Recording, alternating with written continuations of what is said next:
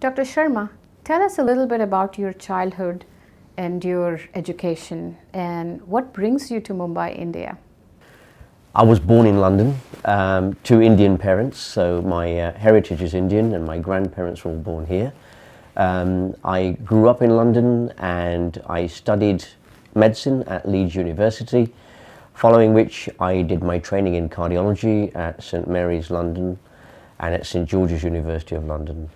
I then became a specialist in heart muscle diseases.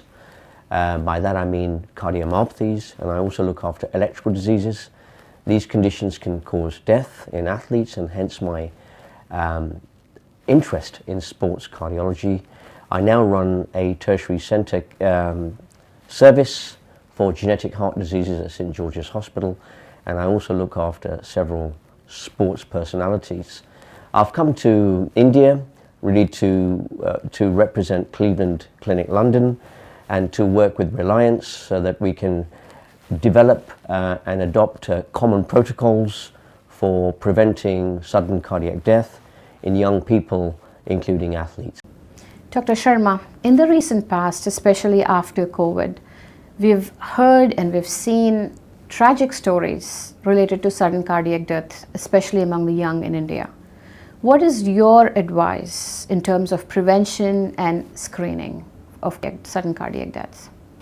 Yes, one of my research focuses is really to try to understand sudden cardiac death in young athletes, and to understand that we need to actually have some idea of the actual causes.